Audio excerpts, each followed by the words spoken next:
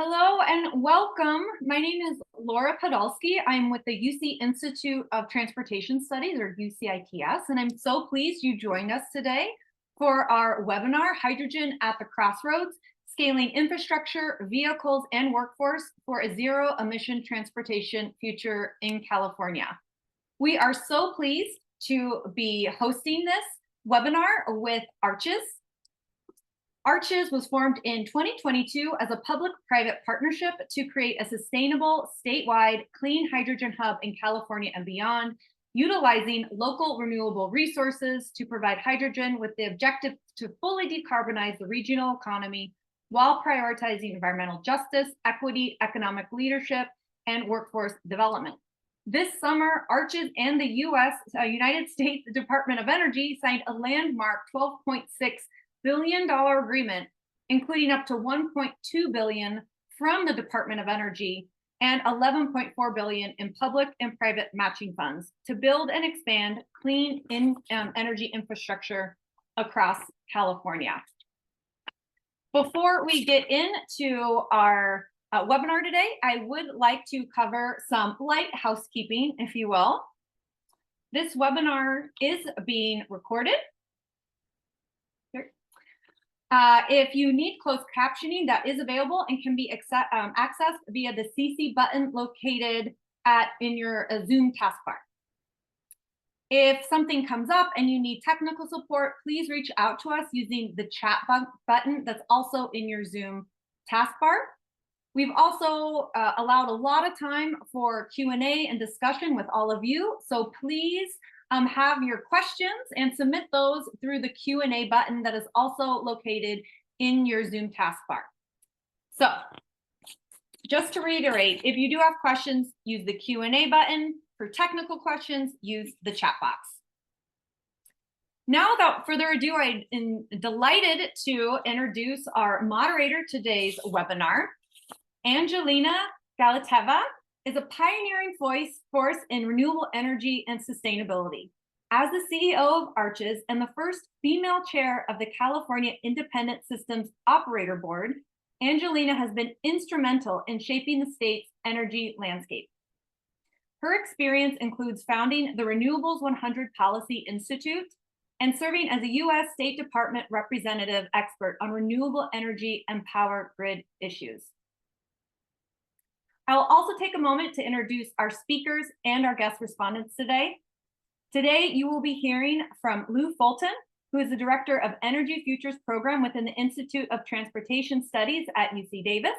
There, he leads a range of research activities around new fuel technologies and new vehicle technologies and new fuels, and how these can gain rapid acceptance in the market. He also co-directs the Sustainable Freights Research Program, also at ICS Davis, and he chairs the Arches Transportation Working Group. Following a presentation from Lou, you will hear from Tim Littman, who is the co-director for the Transportation Sustainability Research Center based at ITS Berkeley, and he's also a research affiliate for the Lawrence Berkeley National Laboratory. He is also co-chair of the Arches Ports Working Group. Tim's research focuses on electric drive vehicles, fuel cell technology, combined heat and power systems, biofuels, renewable energy, and electricity and hydrogen energy systems and infrastructure. He does a little bit of everything.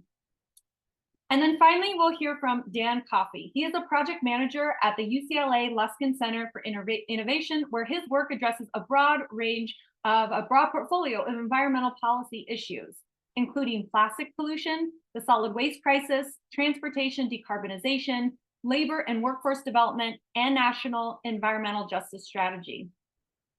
We are also so pleased to have two guest respondents with us to comment on the research being presented today and share that industry perspective. We'll have Lorraine Pesquet, who is the Executive Director of Advanced Clean Hydrogen for Air Products and Chemicals Incorporated. She has more than 25 years of experience in the energy, water, and environmental sectors. Lorraine served as a director for a California investor-owned utility and later as a senior executive for the Los Angeles Department of Water and Power. We're also incredibly pleased to have Matt Miyasato here with us today. He is responsible for policy efforts at First Element fuel to enable hydrogen as a transportation and energy fuel in California and the United States. Matt has over 20 years of experience in the public sector, and prior to joining First Element Fuel, served as the chief technologist at the South Coast Air Quality Management District, the largest air district in the US. So as you can tell, we have esteemed speaker and guest respondents today, and I'm so pleased to now turn it over to our moderator, Angelina. Thank you so much. Thank you so much, Laura. So wonderful to be here. And thank you for organizing this seminar, which is very timely. And I think will address a lot of topics we're all interested in hearing about and making sure that that we are aligned on how we progress forward towards our shared decarbonized future. So I wanted to share and take the opportunity to share a few slides about the Alliance for Renewable Clean Hydrogen Energy Ecosystems. And thank you for laying the background on how ARCHES was formed, that it is a public-private partnership created to make sure that we have a sustainable statewide renewable clean hydrogen market and ecosystem in California. We are a green hydrogen hub utilizing renewable resources to produce hydrogen and to decarbonize the regional economy.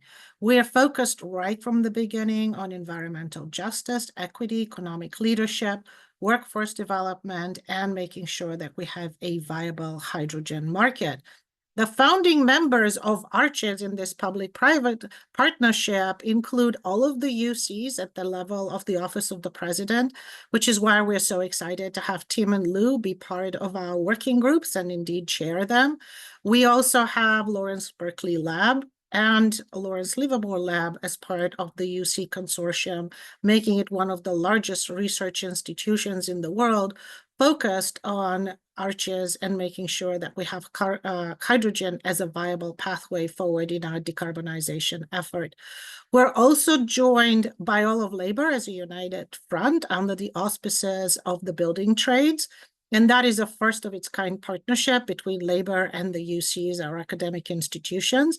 And the third member of the consortium, that's the state of California through the Office of GoBiz, which allows us to have a statewide approach and make sure that we move forward as an ecosystem that demonstrates the viability of hydrogen statewide. We are one of 7 hubs selected and approved by the DOE. There's only 2 green hubs, the Pacific Northwest and us. We are the largest hub at the first ones to actually execute the cooperative agreement with the DOE, and very excited in working together with more than 400 of our stakeholders and partners to achieve this ecosystem. We issued an RFP to select the projects that we submitted to DOE because we knew that the hydrogen was developing on a statewide basis in California, received more than 100 proposals, selected 37 out of those as tier 1 projects that match production and offtake and transportation of hydrogen on a system level throughout the state, but also have tier 2 projects that are viable projects able to slide into the position of a tier 1 project if the need arises. We look at the heat ecosystem in terms of feedstock. As I said, it's renewable electricity with electrolysis, but also some biogenic resources such as wastewater and municipal waste and woody biomass, especially resulting from fire hazard mitigation as well, and carbon capture, which keeps our carbon intensity level for hydrogen really low and actually in many instances negative. We then take that hydrogen and transport it as liquid hydrogen fuel throughout the state.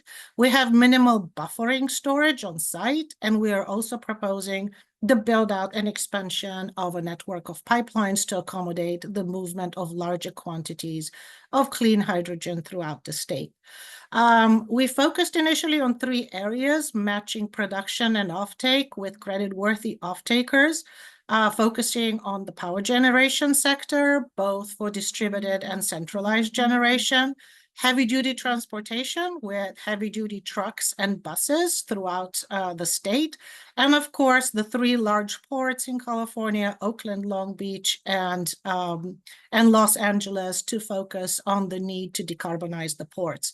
We're very focused on taking diesel and making sure that we displace diesel as fast as possible, as that is responsible for over 40% of our air pollution and greenhouse gas emissions as well.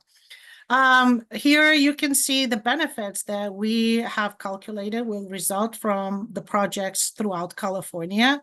As you can see on the colorful four graphic photos here, we have the Arches hub sites, the disadvantaged communities, low-income communities, and the air pollution kind of superimposed on each other. And we can see a coincidence of where most of the benefits will be flowing to traditionally underrepresented communities and disadvantaged communities, meeting the goals of Justice 40 and our community benefits goals as well, that we have under this contract with the DOE to make sure that 1% of our projects amounts are dedicated to community benefits, which is $380 million in total, $150 million to community benefits programs, $229 million to workforce development and training, which will be focused not only with the labor workforce, all of our projects will have project labor agreements,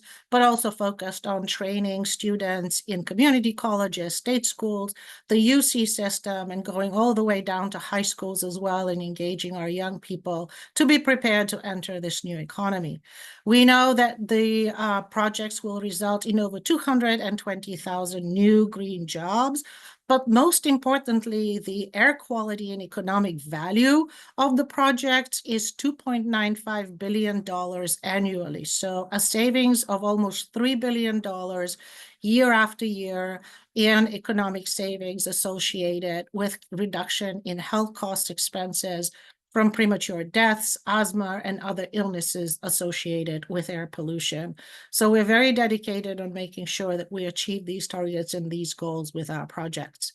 And we, as I said, we are focused on engaging the community, making sure that we have avenues for young people to reach us and to participate in the hydrogen economy. Here is us participating in a stakeholder engagement activity that I really enjoyed, which was the Hydrogen Grand Prix, where high school students from around the world actually built hydrogen cars. They operated those cars for 6 hours at a race, and they actually optimized the performance with batteries as well as the hydrogen fuel, of which they had a limited amount. So it was super exciting to see young bright minds actually bypassing language barriers, cultural barriers, getting together and racing hydrogen cars and understanding the linkages between a carbon-free electricity system and a carbon-free kilowatt hour and carbon-free molecule, and how that can shape the future of ensuring we have a better planet for us all. So very excited again to be here to participate in this webinar, because transportation is certainly one of the main focuses for all of us, and we want to make sure that we are approaching it in a consistent and coordinated manner and optimizing across the board. So with that, I am going to now give the floor to Lou Fulton, who again, as Laura pointed out, is the director of the Energy Future Program within the Institute of Transportation Studies at UC Davis. So thank you, Lou. And thank you for chairing our working group. Oh, well, thank you very much, Angelina. So I am now taking over the slides here. So I think hopefully my slides are showing up. And that was a very great background on Arches and all of the plans that Arches has. And it's going to be fun to be part of that over the next 6 years or so. And what I'm doing here is to lay out really a couple of scenarios, a base case and a high case scenario about how many vehicles, so focusing on road vehicles, cars and trucks and buses. And if you accept these scenarios, and we can talk about them, then it motivates an analysis of the infrastructure you need to support those hydrogen vehicles and the costs associated with that. And I'm going to move from showing you these scenarios to looking at the costs to particularly getting into some issues related to stations. The refueling stations are a big part of this. And we've been dabbling in station economics, and hopefully we can present it here in a way that's not too wonky, but hopefully interesting. And I'm very glad Matt's here because he can call me to task on whatever we think is true about station economics and what we have to do there. So yeah, so those are the kinds of things I'm going to go through. I think, and then I'll finish with some policy implications, all hopefully in about 15 minutes.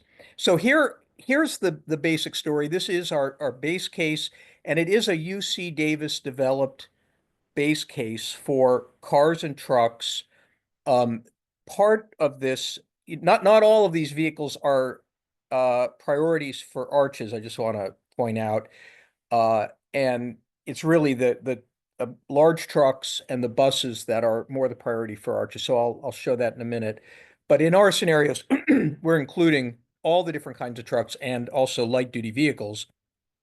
So this is the amount of hydrogen that is in the scenario, but it's a result of how many vehicles there are and how much fuel they use. But it's interesting to see that it's a pretty big ramp up just to 2030, and every month that ticks by, I think about how there's one less month to 2030, but it's about 350 tons per day, and that then suddenly looks very small when you go beyond on the right-hand figure here, go from 2030 out to 2050 and see how much more growth there is.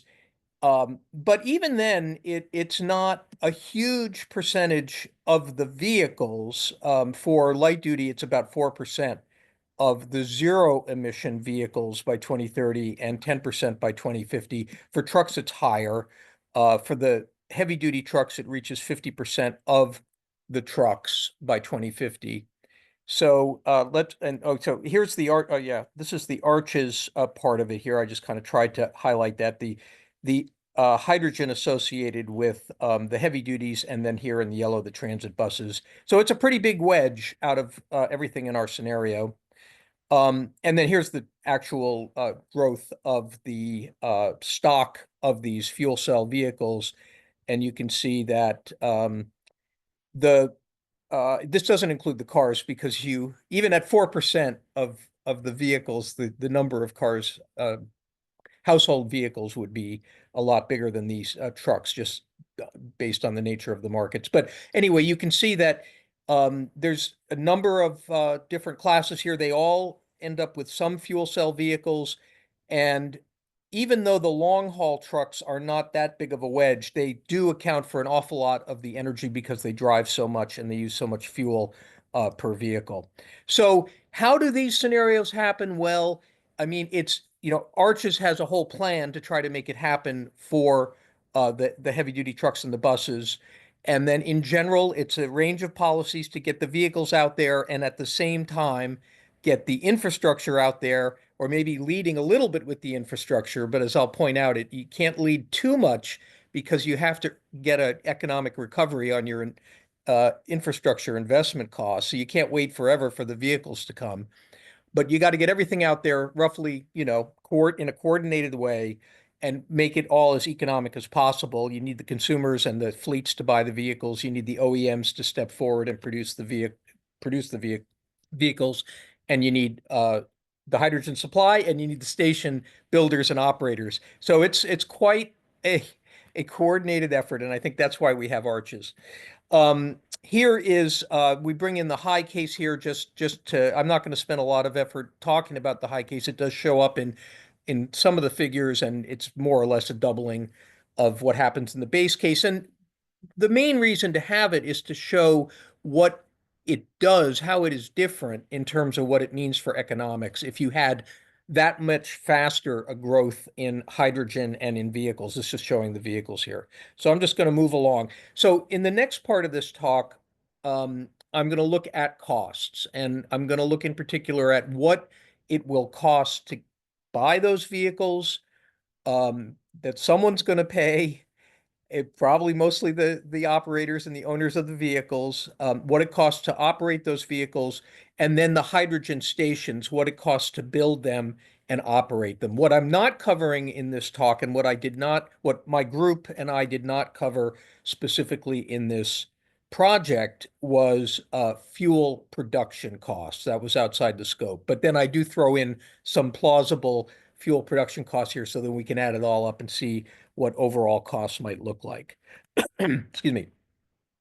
So first, let's look at trucks. And I think the key thing here is I wouldn't call it a belief. It's not a belief system, but it's grounded in economic theory and a lot of analysis that we and others have done on what the cost of building and selling fuel cell vehicles will be now and in the future. We kind of have an idea right now that they're pretty expensive, and so our battery electric trucks, incidentally, are fairly expensive. But that's because it's a new technology and small volumes, especially I think on the small volume side, that really makes it harder for the producers to be able to charge a low price and recover their early costs. So as these markets grow in California and hopefully elsewhere around the country, we will see these costs come down toward a kind of long run, high volume, optimized kind of pricing. And you can see here every 5 years it's getting better for all of these different vehicle types. And by 2035, it's kind of breaking even with diesel purchase costs. So, but we do have, and it may be earlier, maybe it's, and you're pretty close by 2030 in the sense that you've gone from $300,000-$400,000 incremental costs down to under 100,000 in many cases. And maybe that gets to zero if we can grow the markets faster. But in any case, we think 2035 is a good year for that, and we have to get through this period and cover those costs. On light duty, I show it a bit differently here, but you have the fuel cells are in blue, and I actually also include the battery electrics here and the gasoline. And you can see both battery electric and fuel cell vehicles eventually are expected to be cheaper to buy than gasoline vehicles, but it's going to take time and a little longer for the fuel cells, partly because it's an earlier phase in their market development and it's going to take longer to reach those high volumes. The battery electrics basically have a 10-year head start, but eventually you will get there. So when you put all that together and you look at the costs of buying those vehicles, and also here, I haven't talked about it yet. I'll come back to this, but I decided to put this slide here, the costs of building and operating the stations. And then delivery means the vehicles used to deliver hydrogen, which we also looked at. What is that going to cost over the next 5 years or so to 2030? And then we also took it out to 2045 as a cumulative cost exercise. And for starters, you can see here on the left side for light duty vehicles, LDVs, the costs of this fuel cell vehicle and system set of components in the base case, about $8 billion over those 5 or 5.5 years. And in the high case, it's about double because you have twice as many. So that's a fair bit of money. And that's for California. But I do want to point out, I don't have it on the slide, but I just reminded myself that, just for the gasoline light duty vehicles that we buy every year and then that we operate over a 5-year period, we're going to spend more than $500 billion to buy those vehicles and probably another $500 billion to operate them. It's going to be well over $1 trillion over 5 years, sort of just in a base case with the gasoline vehicle. So suddenly $8 billion, it's a fair bit of money, but it's not anything compared to $1 trillion overall over those years, or let's say $500 billion for the vehicles. But on top of that, if you consider in this next two bars here, only the incremental costs. So the additional costs that I just showed you for the trucks and the cars, this is the cars here on the left side, that people would have to pay for those fuel cell vehicles in the light green, it's actually very low compared to the total cost, right? So if it's a $40,000 car and now the fuel cell vehicle is a $45,000 or $50,000 vehicle, the increment is not this full amount of what you're paying. So we wanted to take that into account. We did not do that for stations because it's a little harder to say, well, if you build a hydrogen station, you don't have to build a gasoline station. They're maybe going to be built by different companies, and they may not be quite as interchangeable, but you could do that, and we didn't. But even then, the cost of the fuel stations are not, they're in the order of a couple of billion to get to the number of stations that we're talking about, which is, I also come back to in a minute. And then the cost of delivering the hydrogen isn't, it turns out, it feels like a lot if you're the one who has to pay for it, but it's not big on the big picture. So then, from there, you just on the next one here, it's the truck side. You don't get quite as big a discount when you only look at incremental costs of trucks, because those incremental costs are pretty high for a while, but it still helps. And then going out to 2045, it's all the same story. It's just out another 20 years and the numbers are bigger. So then let's think about stations. So in these scenarios, there's enough light and medium duty and heavy duty vehicles, so that we need quite a number of stations to fuel them. And we've done a lot of analysis of how many stations and even where they should be, and we've got spatial models to look at this. But we here are focusing on making sure there's enough stations to provide enough fuel for the vehicles in the scenarios. And it's consistent with what the state has already been targeting. We're in this exercise, we're saying 175 stations for light duty vehicles by 2030. That's going to be very hard to achieve. But if you did do that, we'll see what happens. And then 50 for the heavy duties. The medium duties will probably end up refueling with the light duties in those stations. And when we think about all that, and you think you've got enough stations out there so that people can find fuel, there's going to be an issue of how well these stations are utilized. And I think we've been seeing that already with the light duty vehicles that are out there, which is around 15,000 vehicles, and the number of stations that are out there, which is probably on the order of 50 right now, that these stations are actually fairly severely underutilized. It's good to have them so that the vehicles can find fuel, but it's very hard on the operators in terms of the station economics. So if we just look for a minute at the numbers, I mentioned there's 27 and 30 in this figure. You can see how the light duty station numbers increase and the heavy duty numbers increase.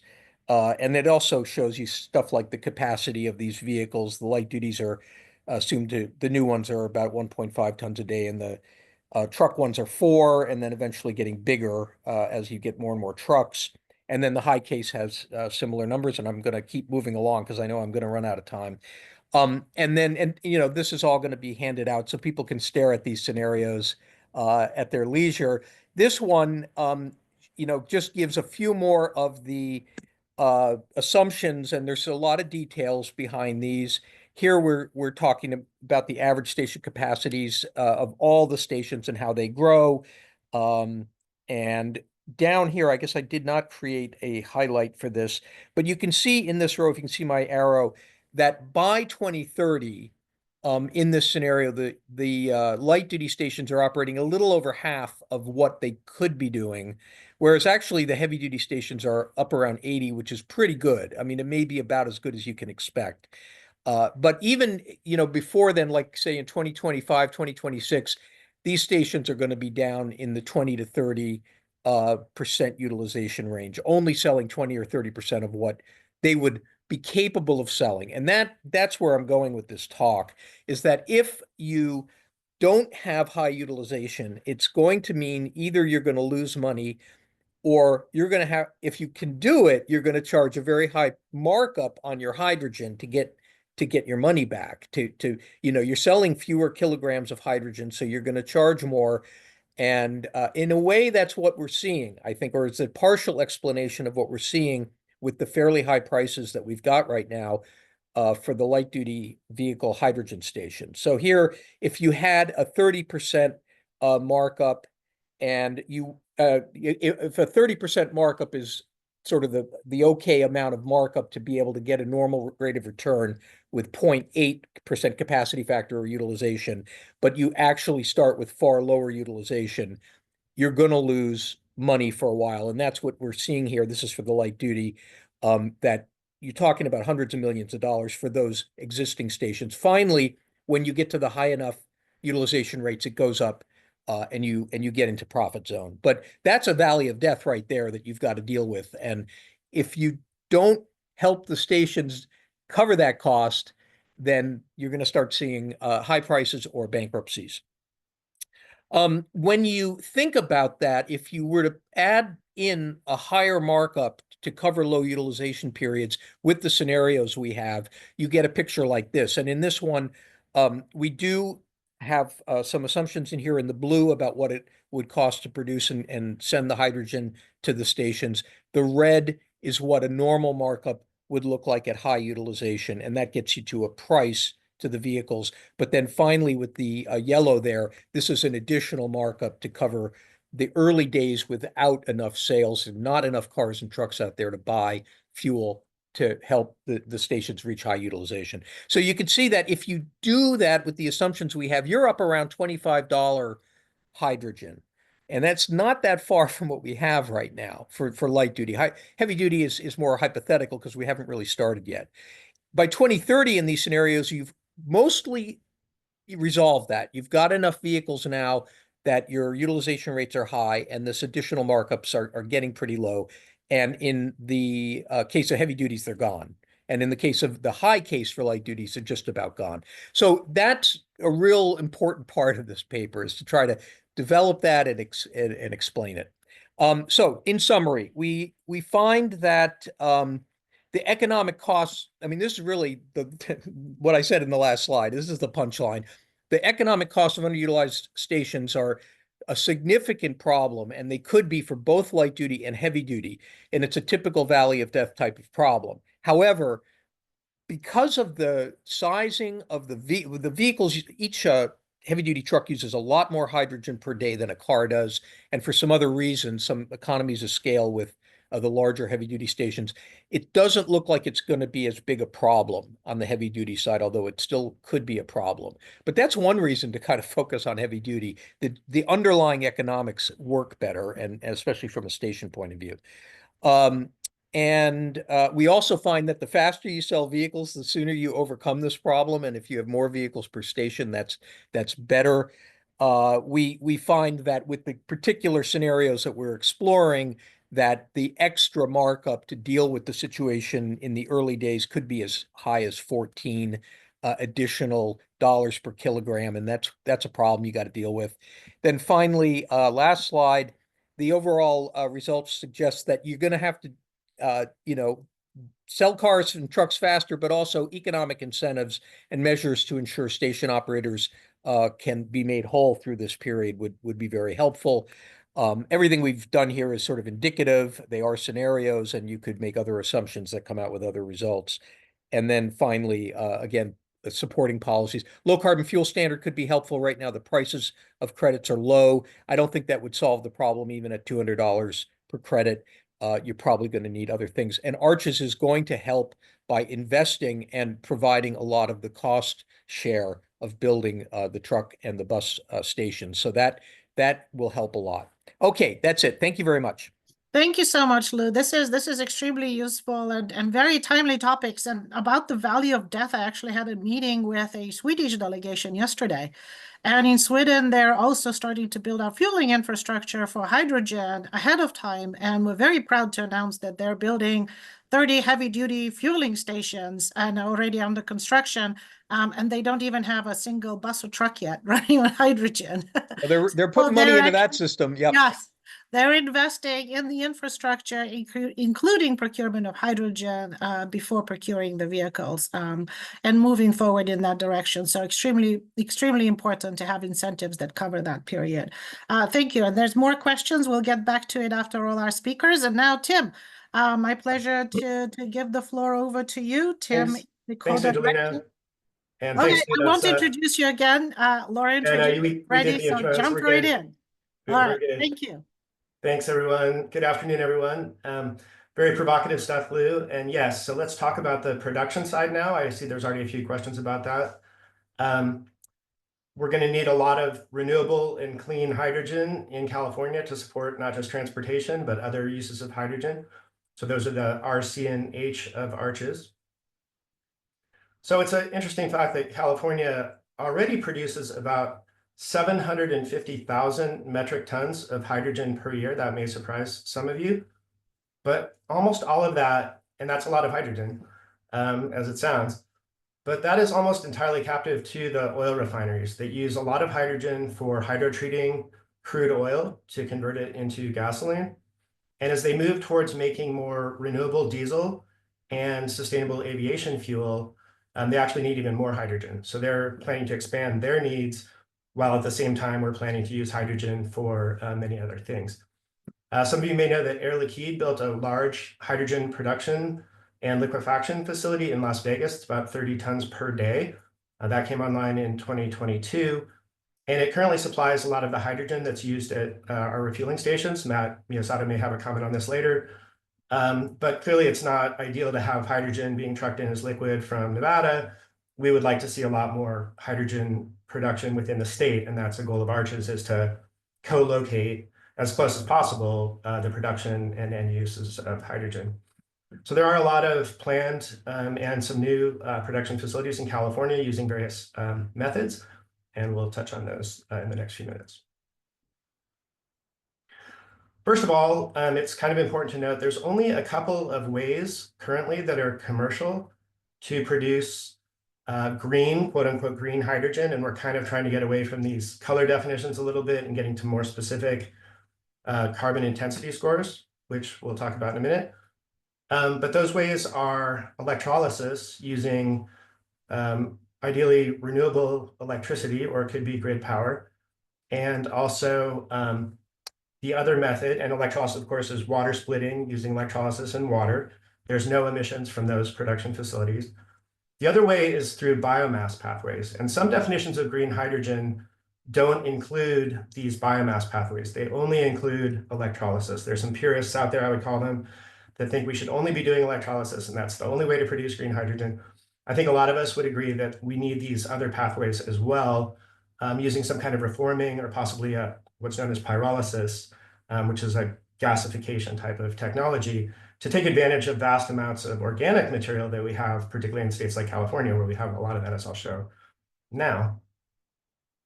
So this is from a study by Lawrence Livermore National Laboratory. It made a pretty big impact a couple years ago, looking at the vast amounts of biomass resources that we have in California. And it's spread all over the state, but it's different, kind of has different nature to it. Up in the Northwest, of course, we have vast amounts of forest waste, particularly with all the wildfires. There's a lot of material up there that could be converted to hydrogen. It's not that easy to do. There's some projects doing it. But then probably more interesting, because it's closer to the urban areas where the end uses are, there's a lot of municipal solid waste. And then in the Central Valley, lots of agricultural residues. And then there's also gas from landfills and wastewater treatment plants, all of which could be converted to hydrogen. The total potential is about 5 million tons per year, but there have been some more careful studies to show that the actual amount that we could sort of technically and economically bring to market would be, quite a bit less than that. But it's still, a key part of the solution, we think. So let's talk a little bit about a few of these, I think, fairly exciting new production plants in California. This one is kind of a conventional reforming project by Biotech. That's a pretty well-established company. And they're directing biogas. So there's this concept of directed biogas, which, if you don't know what that is, we can talk about it in the Q&A. Basically putting biogas in the pipeline in one location and pulling it out in another location and getting credit for that. That raises some questions that we could talk about again. This is located near the port of Stockton, and it'll produce up to 2 tons of pure hydrogen a day once it's been purified, and then it'll be delivered to local hydrogen stations. So again, the technology is kind of a conventional methane reforming technology, and then plus purification, and that is planned to start next year. Another plant, and this one's close to my heart, this is a company called Raven SR. This is one of these biomass production facilities. It's kind of in our backyard here from UC Berkeley. This is going to be in Richmond, California, and it uses kind of a novel steam carbon dioxide reforming technology. This was actually tested at small scale at UC Berkeley at our Richmond field station. And I knew rather well the inventor of this technology. He passed away a few years ago, a guy named Terry Galloway. But his protege has carried this project on. And they'll be producing about 2,100 metric tons per year from this facility. That's up from their initial projections. I just talked to them last week to get the status of this project because I know it had been delayed. And they said they're awaiting a permit from the Bay Area Air Quality Management District because there are some air emissions from this type of production facility. It's not like electrolysis where there's no emissions at all from the production facility. This does produce small amounts of emissions, but they can be tightly controlled. They wouldn't be allowed to do this in the Bay Area or South Coast if they couldn't do that. So it will be converting green waste, which actually I happen to be a customer of this green waste collection facility, our waste hauler. So in theory, my green waste will be going to produce hydrogen in about a year. They said once they get their permit, it'll be about a year. So I'm putting Q1 of 2026 is when this should come online. And they've released a preliminary carbon intensity score, and I'll talk about what those mean in a minute, of about -9, which means it's carbon negative, meaning it's a net positive for the climate to pull this material that otherwise would be converted to methane and released and make hydrogen out of it.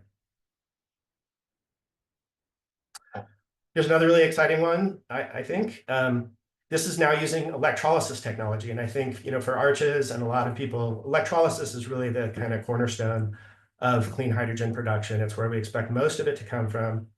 There are a number of technologies. There's a conventional alkaline type of electrolyzer, been around a long time, has some drawbacks compared to the newer types, which are proton exchange membrane electrolysis and solid oxide, which is a high temperature kind of electrolyzer. Both of these, for those of you who know fuel cells, are essentially fuel cells run backwards. So the PEM electrolysis is the kind of fuel cell you see in a fuel cell car or truck, but instead of making electricity, you're using electricity to make hydrogen, essentially by running it in reverse. And the same can be done with solid oxide electrolysis. In this case, it's an oxygen ion crossing a membrane rather than a proton. But it similarly can produce hydrogen, and according to Bloom, with quite a bit better efficiency. So we typically say that electrolysis uses 50 to 55 kilowatt hours per kilogram of hydrogen production. Solid oxide can do it with about 37 kilowatt hours per kilogram, so significantly more efficient. This is based at NASA Ames Research Center in the Bay Area. 2.4 metric tons per day of pure hydrogen coming out of these electrolyzers. And they're claiming it's the largest electrolysis operation in the world at about 4 megawatts, came online last year. Another one, this one I also find really interesting, is something I've been studying for a long time, and my colleagues down at UC Irvine have done a lot of very detailed analysis of this type of system. It's called trigeneration. And that means you're producing electricity using a molten carbonate fuel cell, but you're running enough of the feedstock, which could be natural gas, biogas, or pure hydrogen, to then have excess hydrogen at the sort of tail end of the system. And you can take that excess hydrogen and purify it for transportation and other uses. And then because this is a high temperature fuel cell, it also produces high grade waste heat that can be used for various purposes. So in this case, this is at the Port of Long Beach, and it was a joint venture of Fuel Cell Energy, which makes molten carbonate fuel cells, and Toyota. And it produces hydrogen for vehicle fueling, because cars and now trucks are coming to the ports, fuel cell cars and trucks that need to be fueled to then get to other destinations. It makes electricity for the Toyota logistics services, and then it exports even more electricity to the grid. And it makes hot water for a vehicle car wash facility that's nearby. So the cars get fueled, washed, and then taken to dealers. So a very exciting project. Only the, I think, second or third type of system of its kind in the world. So moving on to this carbon intensity concept, this is from the Air Resources Board, and carbon intensity is a score in units of grams of CO2 equivalents per megajoule of fuel produced. And in this case, this graph, because it's focused on transportation, has been adjusted to account for the higher fuel economy of fuel cell vehicles that use hydrogen compared to conventional vehicles. So that, accounts for the fact that you get more miles per kilogram of hydrogen because the vehicle is more efficient than you do in a gasoline vehicle. So it has about a 2.5 times fuel economy ratio.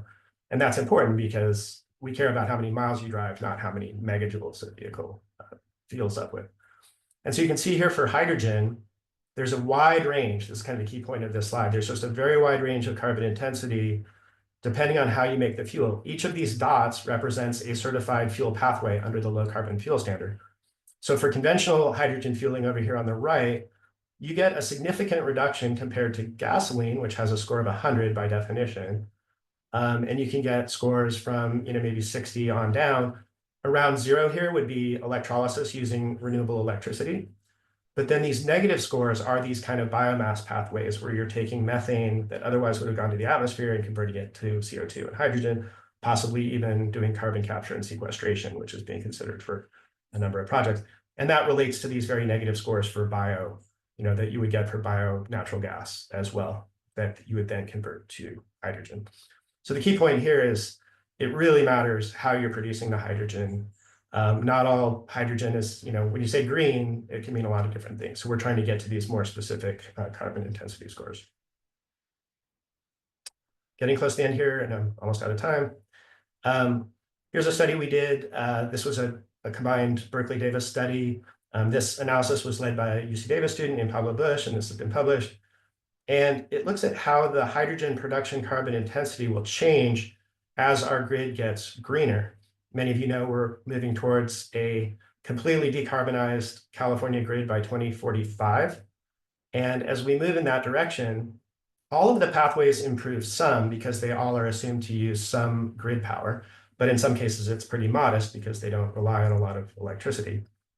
But if we look at the electrolysis type pathways, even if you're using grid electricity, let's say you're around 40 in 2020, or maybe a little lower today, by 2040, we see a significant reduction. And by 2045, it would be even lower.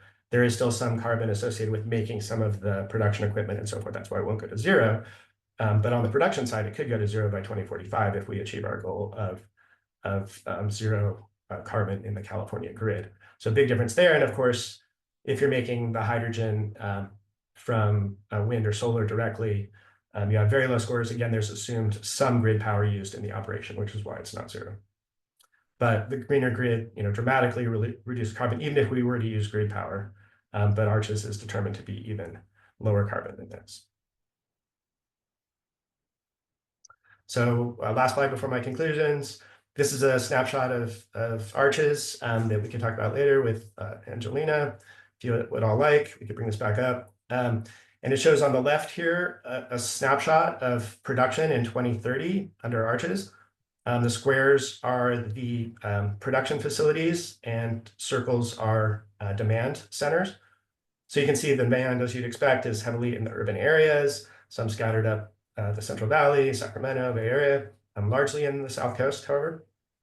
And then a lot of the production, though, is expected to be in the Central Valley with electrolyzer plants operating on solar power, but then also some biogas plants and some other production sites. So you can see on the right here, mostly electrolyzer production through 2031, but then, a non-trivial amount of biomass coming in, starting in just a few years and then kind of stabilizing. But to get to where we want to be by 2040, 2045, and I think Angelina has a number in mind of many millions of tons that we would need.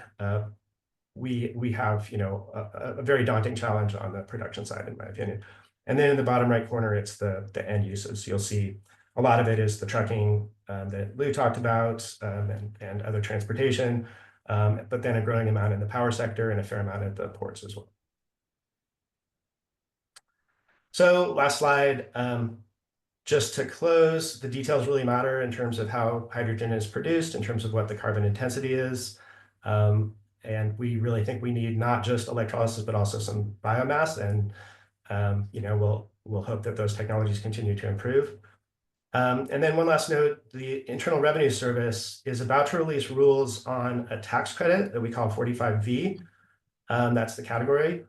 And you can get up to $3 per kilogram on the production side as a subsidy if you can achieve a very low carbon intensity of under 0.45 kilograms of CO2 per kilogram of hydrogen produced. That is very challenging. And depending on how the rules are, it may be very, very challenging because they may require production facilities to account to the extent they use electricity. And again, most all will at least use some electricity. They may require the production facilities to account for the carbon intensity of the electricity they use in each hour, something called time matching.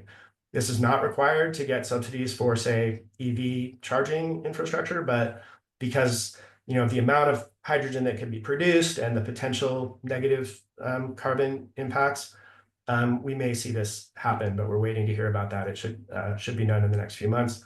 So this will be very interesting. We're watching this very closely. And then the last thing is hydrogen leakage is something we're also concerned about. We used to think that hydrogen had no carbon or climate impact when it leaks, but it does have an indirect climate impact by affecting other greenhouse gases. So we used to think of it mostly as just a safety consideration, but now we think it's important for both safety and for climate impacts. So with that, I look forward to the Q&A. And I'm going to hand it over to Dan from UCLA.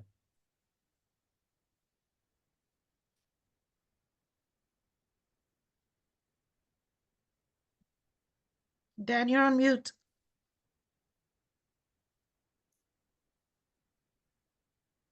Thank you. Great. Thanks very much, Tim.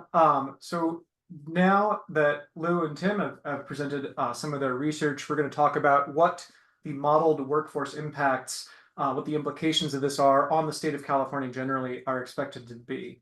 Our approach to this work is essentially to take inputs from the scenarios developed by Tim and Lou, take those in terms of their dollar expenditure estimates, say how much is going to be spent to construct one of the examples of the H2 production facilities that Tim was just going over, and then translate those into how many jobs those investments will create.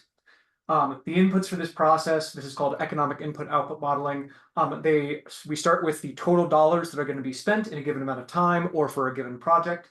And then we have to apply what's called a cost composition, which is essentially trying to divvy up that pie into all the different types of slices that are going to be spent on different things.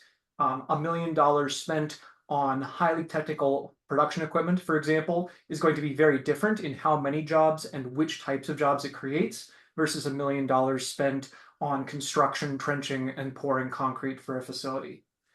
The outputs of this process are jobs in the form of what we call full-time equivalent jobs, or we shorten to FTEs by industry.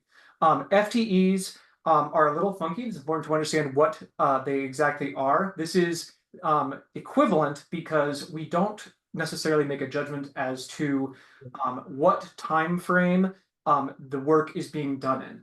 A single FTE could take the form of a single person working for an entire year at 40 hours a week, or it could take the form of two people working full-time for 6 months, or it could be one person working at 50% time for 2 years. The model does not distinguish between those things. It's just the kind of lump aggregate sum of work that is being done.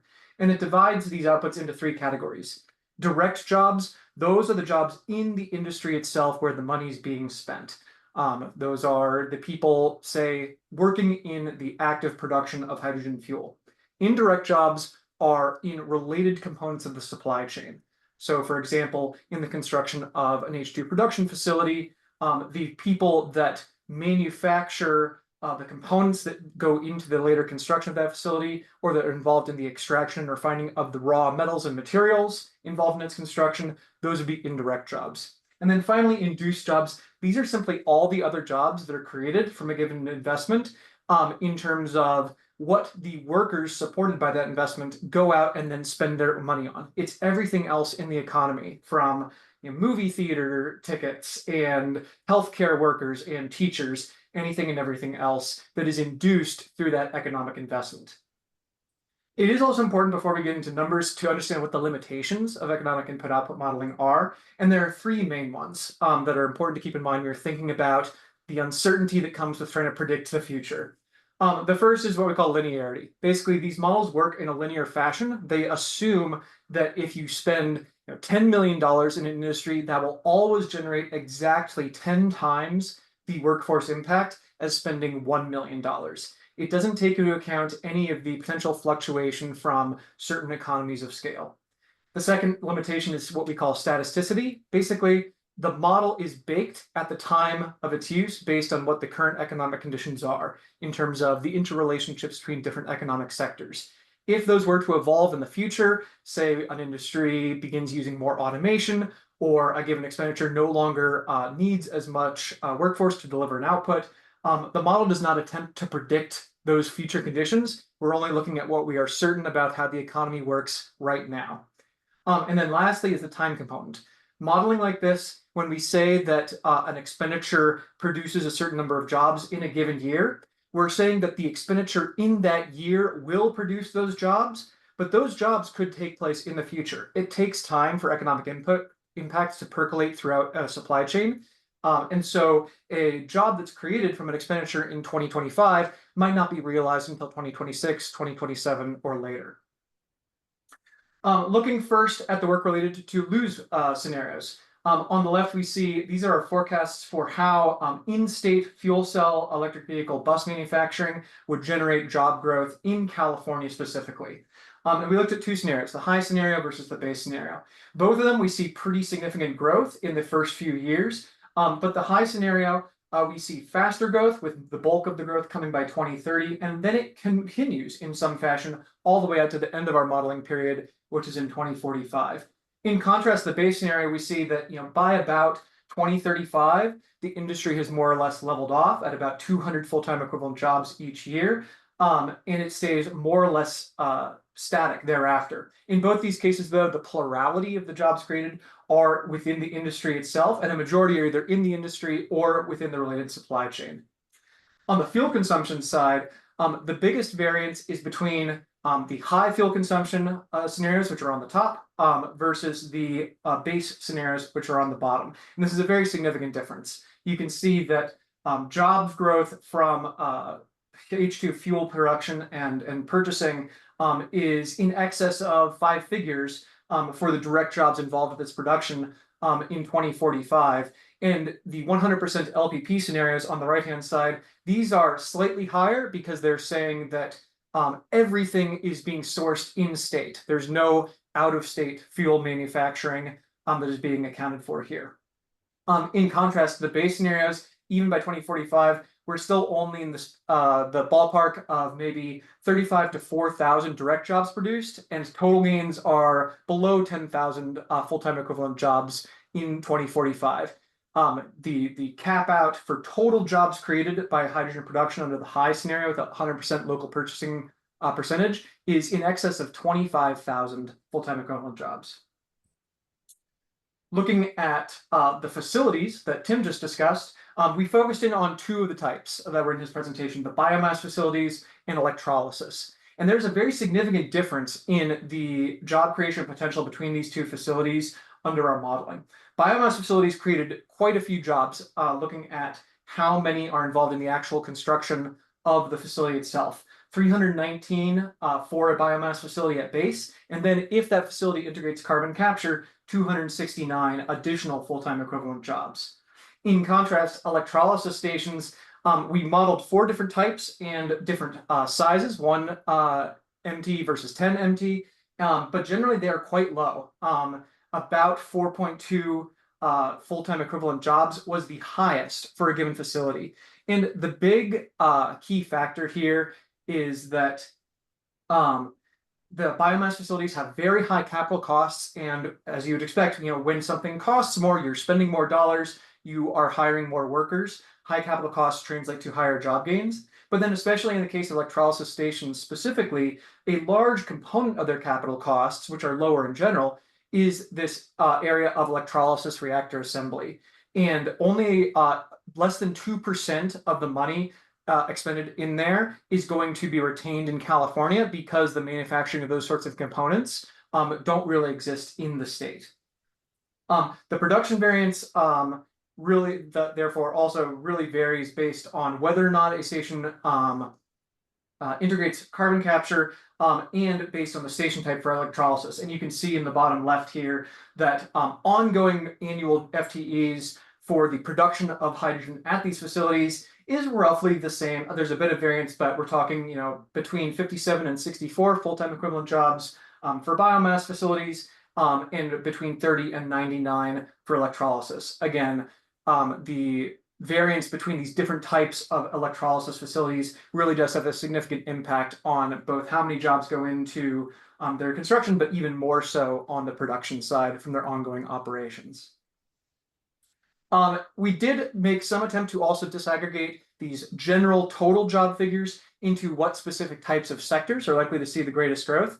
And by and large, for both the scenarios focusing on hydrogen production and station construction and the manufacture of vehicles, we see the greatest growth in various manufacturing industries.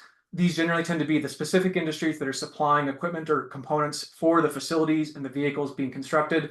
So things like valves and fittings, metal tank manufacturing, electrical equipment, sheet and fabricated metal, and then in the case of fuel cell electric vehicle buses, heavy duty truck and vehicle body manufacturing. On the production side specifically, we also saw a fairly high representation of jobs in the industrial gas manufacturing sector. You also see throughout, and this is pretty typical for economic impact analysis, a lot of administrative jobs, what the model terms employment services and management type positions, things like your HR personnel, your office managers, the types of jobs that really aren't specific to hydrogen itself, but are just going to be necessary for the expansion of any sort of business.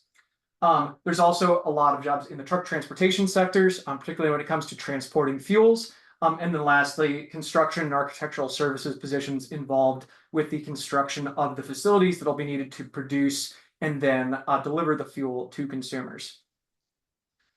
In terms of the job quality, and I know I'm over time, so let me wrap this up quickly. It's very hard to make blanket statements about the job quality when we're talking about such broad industrial sectors.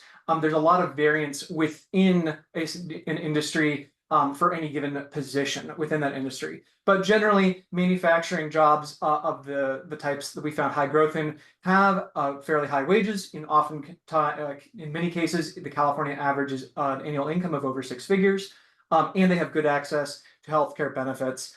The exception to that is jobs in those employment services type positions and in truck transportation, where the wages in those industries are fairly low in comparison to others. And employment services jobs especially have fairly low access to benefits, looking at national figures from the Bureau of Labor Statistics. Lastly, we did look at union representation, and as it might not surprise anyone, being in the United States, union representation in these industries is generally low. It's single digits in all the major growth sectors we identified, other than truck transportation, which is still kind of low at about 15%. And that is all I have. Thank you very much. Back to you, Angelina. Thank you so much, Dan. That was extremely useful and very good information. And if you can share it with us, that would be great as well. I just wanted to point out that in the context of jobs, Arch's projects are all committed to project labor agreements, so they will be predominantly union jobs, sourcing labor from the fence line of or surrounding the communities where the projects are. So we're very happy with that development as well. And we want to make sure that we bring high quality jobs to California. We're also going to give preferential treatment to potential manufacturing and construction jobs coming to California as part of this project, whether it's assembly of buses or trucks in California or regions throughout close to the West is going to, again, have a preferential treatment. So I think all of us as a hub collective are aware of supply chain issues and wanting to have a reliable and a resilient energy and infrastructure ecosystem in California. And so we have two experts here to give us their opinions on the presentations they heard, and also a little bit of background on why hydrogen is important based on their long-term experience in the energy and environmental sectors as well. And I'm going to start with Lorraine Pasquet, who's a good friend, very focused on clean energy, clean tech, and hydrogen as well.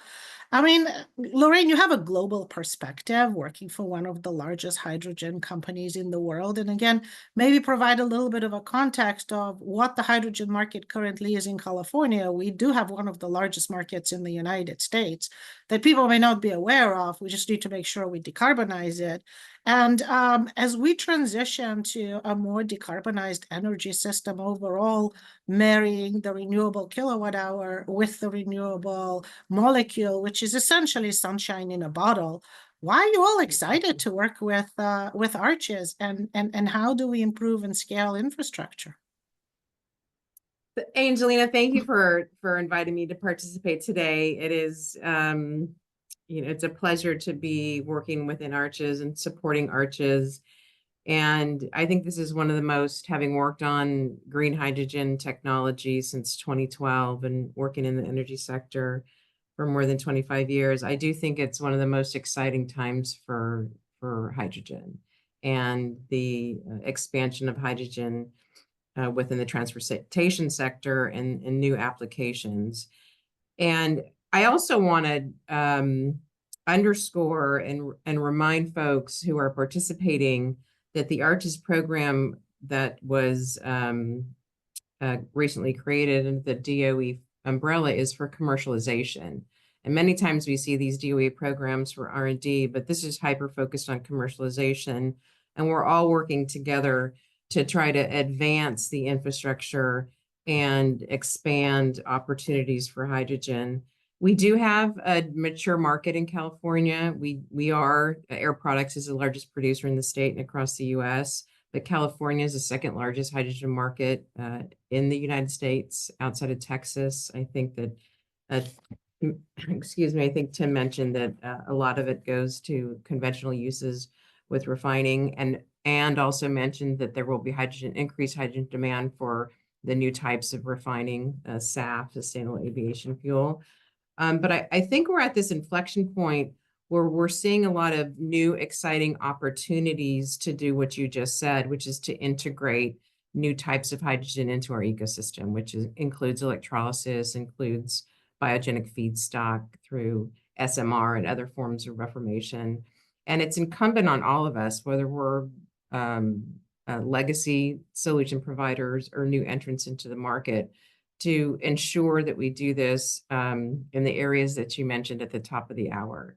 The focus has to be frontline communities. The focus has to be for transportation on delivering public health benefits. We have to look at these diesel alternatives, and we have to work together to make sure that the investment and then our collective energy is focused on making sure the investments come to fruition in the next few years in these communities that are impacted by goods movement and heavy duty transportation. I would like to see, and the analysis that's been done by Lou and Tim and Dan is really valuable. I'd love to see more inputs. I'd love to see you layer on top of that, Lou, especially some multimodal solutions.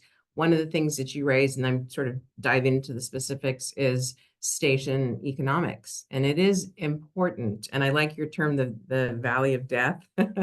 We don't want to get there. But as you look at, and we look at, and Matt looks at station economics, and we're building out a number of a network within California on top of what we have, it matters. And we have to get to that point where there is a return on investment.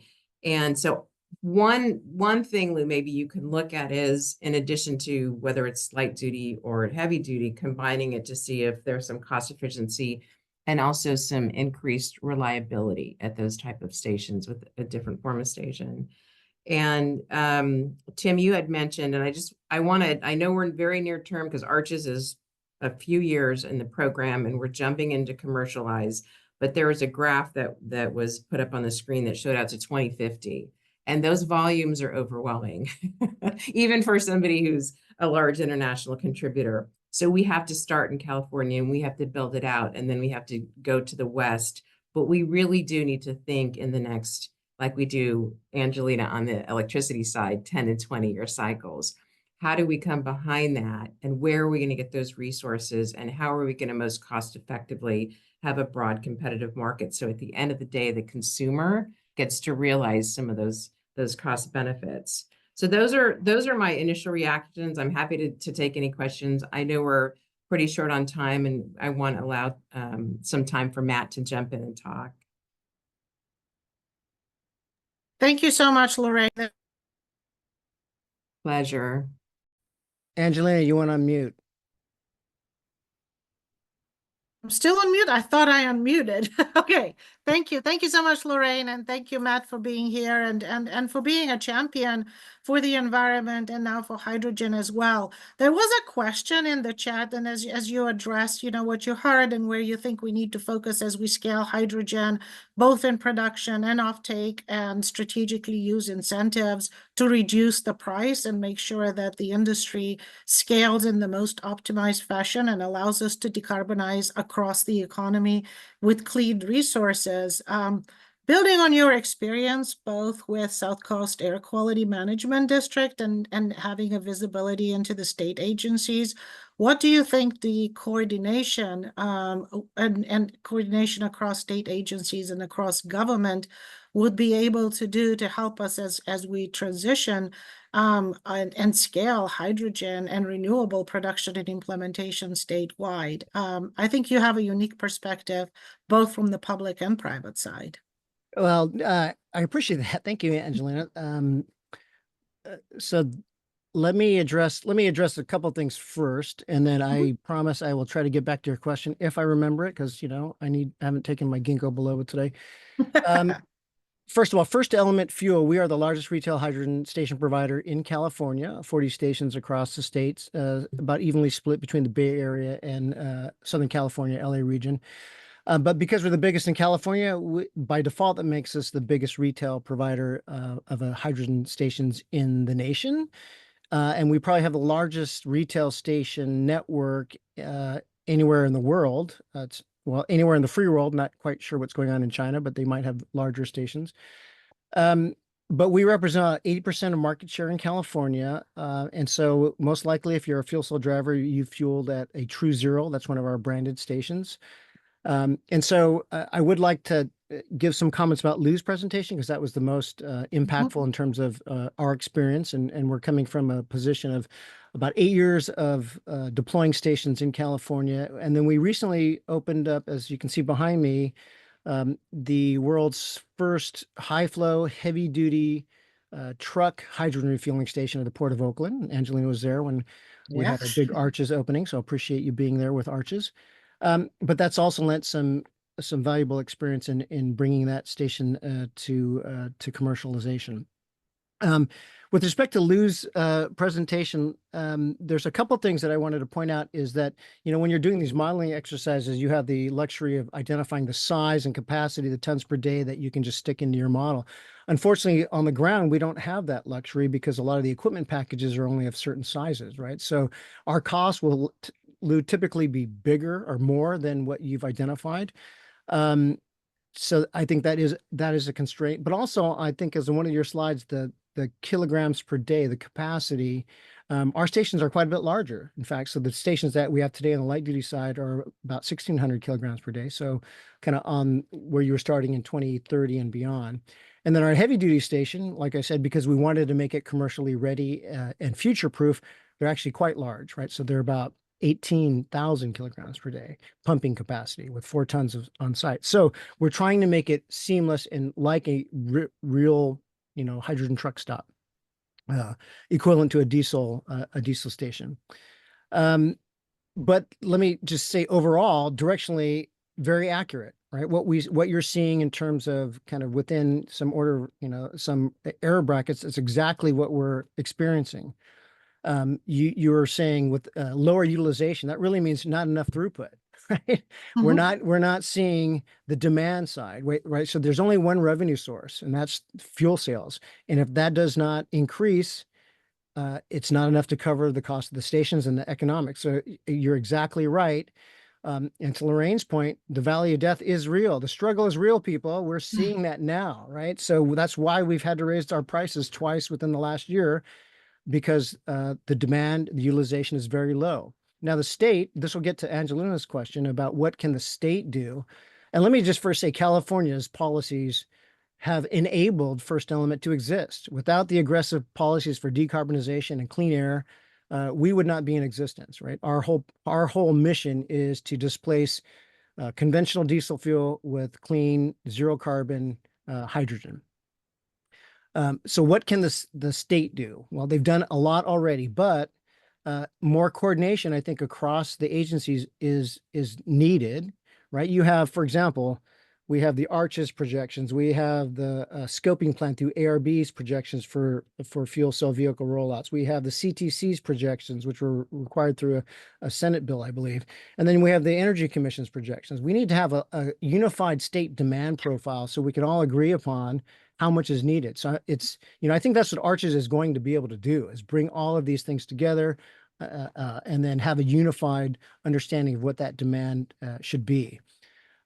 And then let me just end, because I know we want to get to some of the questions, is that, first of all, we really appreciate, Lou, your work, because you've added the kind of academic rigor and, horsepower behind something that we're dealing with every day. And that is indeed that valley of death. And how do we get through that in the near term, right? So we're proud partners on the tier one suppliers with ARCHES, but that's 5 to 7 years, right? So we need zero carbon intensity hydrogen today at a low price.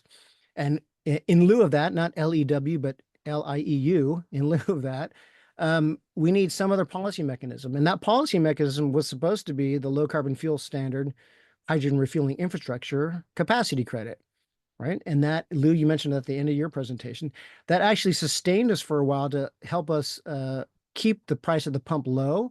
But since the capacity or the LCFS credits are so low now, it's not really helping. And so we had to raise prices. And like you said, that will result in increased pump prices and bankruptcies. And we've kind of seen a form of that with Shell withdrawing from the market. So I agree, Angelina is getting all of the heft and the weight of GoBiz, ARCHES, all the state agencies kind of pulling in the same direction would definitely help with some policy incentives to help us get through that valley of death.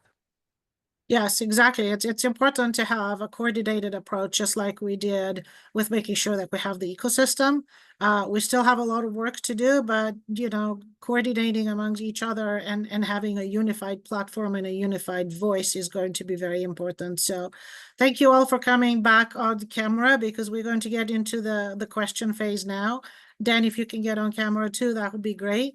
And as part of the overall discussion in terms of policy frameworks, 45V is going to be absolutely important, as Tim mentioned as well, because that's a game changer and disproportionately negatively affects California and green hydrogen production in California. So we want to make sure that we provide input to get that legislation right, because we believe that there are unintended consequences that affect all of us, and we certainly don't want to do that at all. We have some questions in the chat, and what I think we can do is go around, starting with Lou, Tim, and then Dan, and then also Lorraine and Matt. If there's still questions left, pick your favorite question and answer it from the chat. There's quite a few in there that I think all of you are eminently qualified to address. So Lou, pick your question. And I mean, my favorite question, and whoever wants to answer this one, it always keeps on coming back up. It's like, we have battery electric vehicles. Why do we need hydrogen? And can batteries and hydrogen coexist? It's not an either or. They're certainly very symbiotic. They're both zero-emission vehicles. But Lou, Tim, or anyone else, parse that question out for us. Why do we need hydrogen infrastructure as well as battery electric? Yeah, and I think I ended up putting an answer. So some of the ones that we answered, well, all of the ones that we answered in writing pop over to you. You can see there's in the Q&A, there's an answered section, so you can always click on that and see what the answers are. But I mean, the bottom line is that for trucks, I don't actually think that the electric trucking has that big a cost advantage right now, because the electric trucks are also expensive, and we may see that the costs come down in a similar way with the fuel cell trucks that are hitting the market now over the next 5 years. And then even on the pricing side, although, you know, hydrogen for light duty is pretty expensive right now, but electricity is pretty expensive too in a retail commercial kind of way. So a lot of fleets are very concerned about that as well. So it's not really that great for either one of them. The reason that fleets are excited about hydrogen fuel cells is three things really: the potential for longer range between refuelings, faster refuelings, and possibly, you know, better payload kind of capabilities of those vehicles. Now, battery trucks will get better, but it's going to take a while before the average battery, a large battery truck can recharge. You know, we talk about a 15-minute recharge. That is not the case now. And you got to be careful also about how fast. A lot of the batteries are limited. And then eventually we just have to be careful about the possibility of degrading batteries faster. So there's a lot of stuff going on there. But anyway, I think that's why we need this option. Well, And also I'd in like to- terms of performance, right? We've talked to the transit agencies where the load and the range required for the performance of those buses is met with the hydrogen technology and fuel cell technology, because they can have both load and distance, as opposed to needing 3 or 4 electric buses to perform the same task, and they don't have the ability to store that, the space, or the capability to charge. So there is a division between the ability of, you know, heavy duty buses and trucks to perform with hydrogen fuel and meet the demands and operational requirements of the fleet and transit operators. Sorry, Lorraine. Well, no, that's okay. I just wanted to add that there are certain applications where it's important to have a solution that's 24/7 and that's convenient. So the ports, for example, with cargo handling, they will have 24/7 operations, but they're also going to want to have a solution that's more aligned with what they're used to with mobile fueling, kind of like the diesels. And so battery electric is important, and every zero emission vehicle that we can develop and deploy is important, but there are certain applications, especially in these communities that we're looking at, the frontline communities, the port communities, and especially with the increase of goods imports. And so there's just a practical aspect to why we have to integrate hydrogen fuel cell, especially in the Right. ports. Right. And then there are the industries that you need the hydrogen as a fuel, whether it's aviation or shipping or agriculture as well. With fertilizers, we do need hydrogen, and heavy duty industries as well, in the high heat industries. So we are going to need a renewable fuel, and hydrogen is what we have. If we don't pursue the hydrogen vector, we're going to have to continue to use fossil. So I'll jump in on one on the production side, stir the pot a little bit here. There were a few questions about gasification technologies and kind of how ready they are and what the economics are, and that's a pretty thick stew there. There's a number of different gasifier technologies, then there's pyrolysis. Catherine Dunwoody asked about, you know, plastic waste conversion, which I know a couple of companies are working on, but there's some concerns there. So there's a real trade-off. So whereas electrolyzers, I think when I showed the Bloom electrolyzers, there's this whole row of kind of modular devices. So electrolyzers can be very modular. You can do building blocks and scale that way. There's a lot of advantages to that. Gasifier plants are, you know, they scale differently. Like they're not modular. You want a big gasifier, you build a big gasifier plant. You don't put 10 small ones together, because you get better economics with scale in an industrial facility like that. So the scale is very important, but then there's a trade-off there, because you need feedstock to get to those gasifier plants, and you have a capture radius for that feedstock, whether it's municipal solid waste or landfill gas. You know, you got to get the feedstock there. Now, directed biogas is one interesting way to do that, with some trade-offs.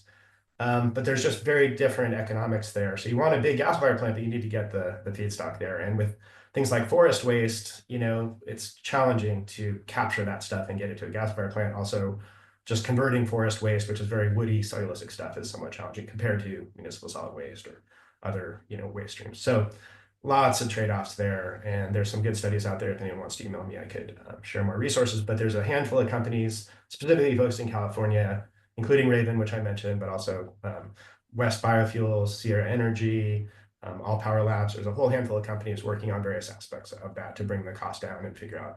And then also another key thing is co-product credits, because you can get things like biochar as a co-product, which can be a valuable product. There's some companies even making pure graphite as a co-product, which is a high value.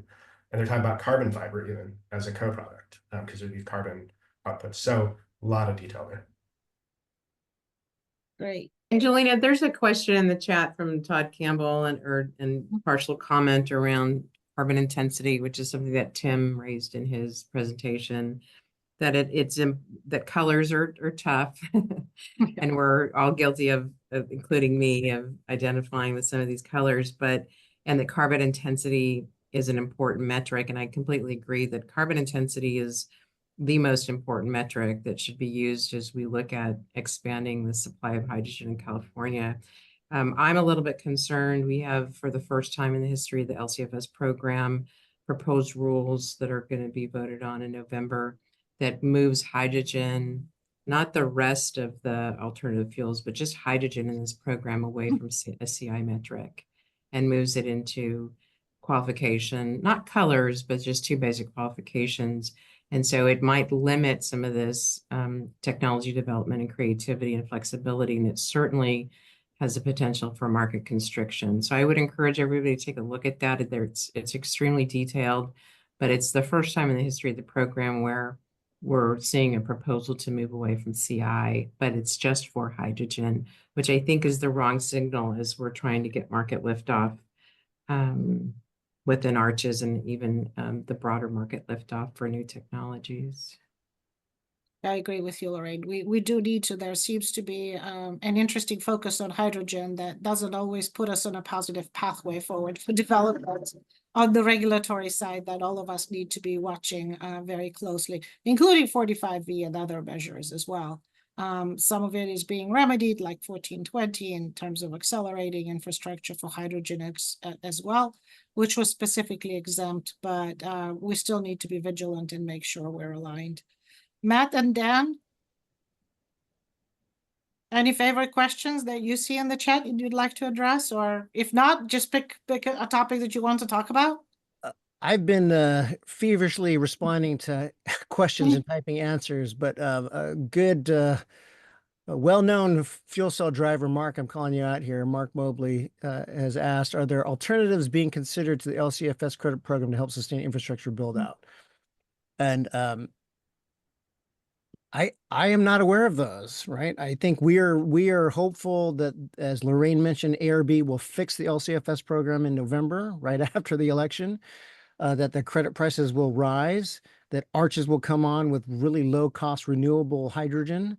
The OEMs will sell more vehicles, light duty, medium duty, and heavy duty, and therefore the utilization will increase. So all of these things, I think Lou was kind of alluding to it, they have to work in concert. All these things have to happen at the same, be in the right cadence. And I don't have, my crystal ball is more optimistic perhaps than others, but I think it's going to happen. But and let me point out, the Energy Commission is putting out GFOs now that are actually trying to help the light duty market still and the network. So I think there is hope, although it is a bit lopsided, their funding plan toward EVSE versus hydrogen infrastructure. So I think we just need to be all singing from the same hymnal and talking to all the same agencies with the appropriate signals. You're right. Thank you so much, Matt. And I know we're almost at time. We have 1 minute, but I did want to give Dan an opportunity to have a couple of closing remarks and then handing it over to Laura to close out the meeting. So Dan. Thanks, Angelina. I mean, it really actually, I think that the biggest takeaway as far as the workforce side of things goes to what you were speaking about with regards to Arches commitments earlier, and that there's really an opportunity when public funds or state-sponsored funds are being used for this sort of build out to promote economic opportunity and equity, by using that purchasing power and requiring that beneficiaries adhere to high standards of job quality and fairness and local hiring. That's really the best takeaway that we can give in terms of using this as an opportunity to promote greater economic opportunity, especially in more far-flung rural communities where some of these facilities and fueling stations might be built. Thank you so much. And thank you to our speakers. Thank you to all the participants. And thank you, Laura, for organizing this very much. Yeah, thank you. And right on time. Thank you, Angelina. I just popped on here to share my own gratitude for our moderator, guest respondents, and our speakers. I want to thank you so much. There's a lot of resources in the chat of reports, policy briefs, additional information if you want to learn more. I also hope you'll join us for our next webinar. It will be November 20th. We'll be looking at the road to zero emission trucks in California. So somewhat similar, but looking a little more broadly. And we would so appreciate if you just share your experience with us. What did you learn from the webinar? What did you like? What could we do better? There's just a really short 2-minute survey there. So if you could click on that and provide us some feedback, we'd be very grateful. And my last shout out is to our behind the scenes Zoom superstar, Bernie Edwards, who is keeping everything running. So thank you so much, Bernie. And to all of you who are here today, I hope you have a great rest of the day. And thank you again for joining us. Take care. Bye. Thank you. Thank you. Thank you, Laura and Angelina.